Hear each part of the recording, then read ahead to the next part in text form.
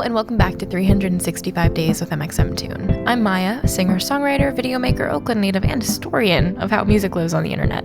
I'm also a huge fan of history. I love untold stories, gross facts, hidden secrets, anything weird, dark, and funky from the past, so each day I'm going to share one of my favorite deep cuts with you. So let's take a look at today's stories. It's 365 with mxmtoon.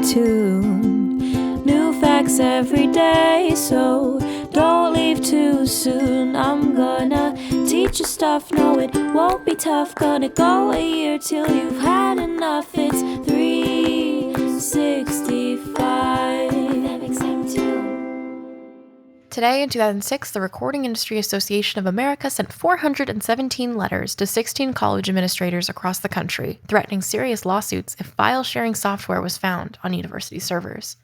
But let's reverse, because there's no way it started there. Where exactly it started is hard to pinpoint, but I'm going to go back to the founding of Napster in 1999. Napster was one of the pioneering peer-to-peer file-sharing programs. It was founded by Sean Fanning and Sean Parker. Though you could share a lot of different kinds of files, it primarily was trumpeted as a way to share digital music files in the MP3 format. Napster only operated a few years, until July 2001, but its impact on the music industry and how we share and listen to songs lasted much longer.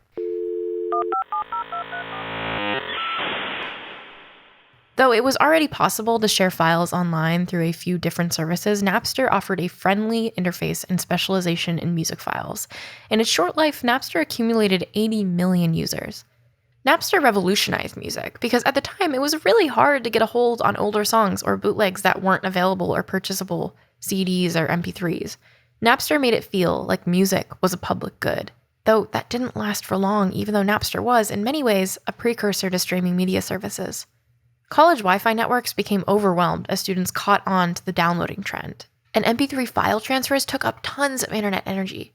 Colleges began to block Napster because of how it clogged their networks, long before the legal problems began. Napster's legal troubles started with the band Metallica. They discovered that a copy of their song I Disappear was circulating on Napster before its official release. Radio stations started playing it since the access was so widespread. At the same time as figuring out that their song had been let out before its official release, Metallica realized that their entire back catalog was available on Napster for free.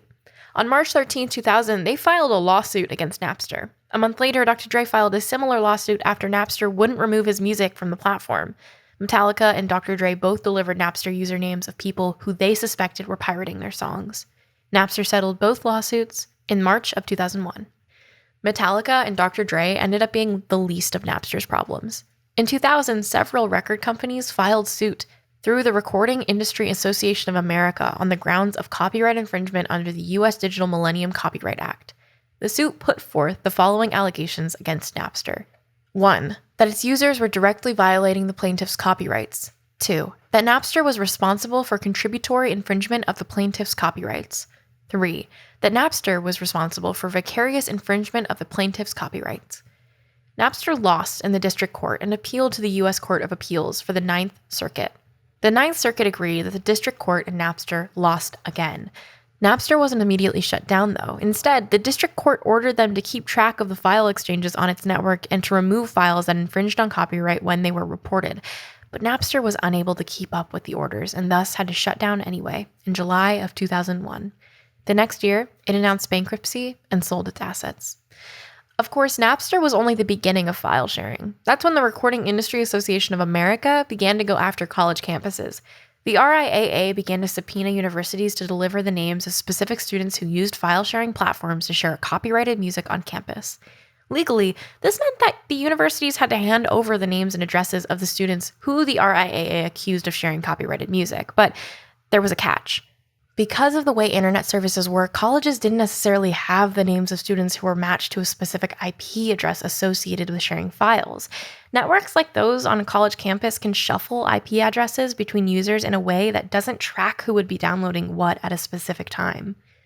By this point, surveys showed that 1 in 5 Americans were downloading music online, and it was clear that the problem probably wasn't going to be solved by suing universities. Nevertheless, the RIAA persisted. In the meantime, more file-sharing programs like Kazaa, LimeWire, BitTorrent, and countless others were popping up, and there just wasn't any way to keep up with the way file sharing was ballooning. In the midst of all of this, it was becoming easier and easier to play MP3s.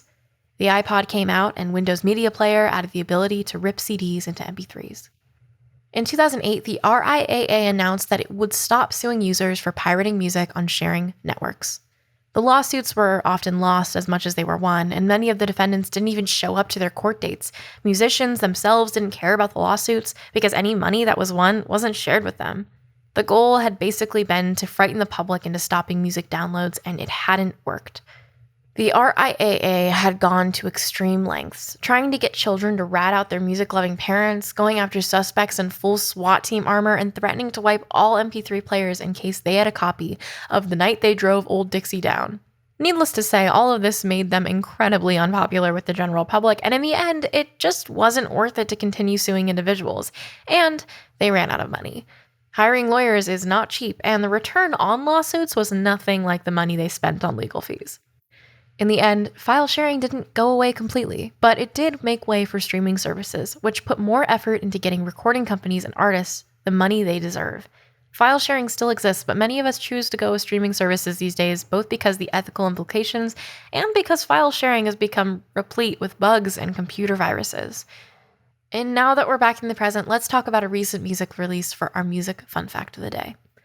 Today, in 2018, Lennon Stella released her debut EP, Love Me. Love Me featured several previously released singles, including Bad, Breakaway, and Fortress.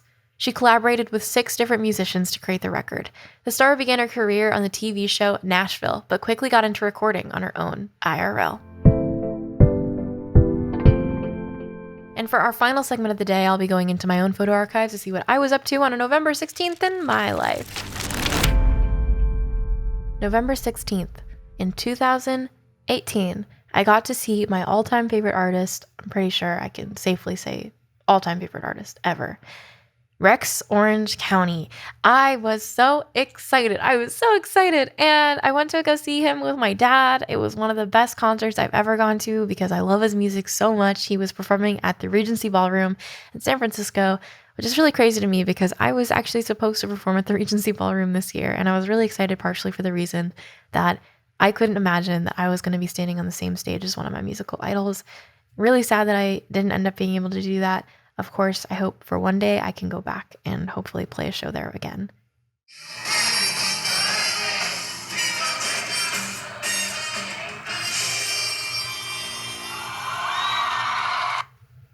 I miss concerts so much. I hope one day we can go back and make it feel kind of normal, but eventually we'll get there. That's all for today. Thank you for going back in time with me, and remember to subscribe wherever you listen to podcasts. Come back tomorrow for more stories from yesteryear.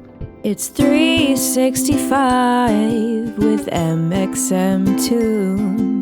New facts every day, so don't leave too soon. I'm gonna teach you stuff, no it won't be tough. Gonna go a year till you've had enough. It's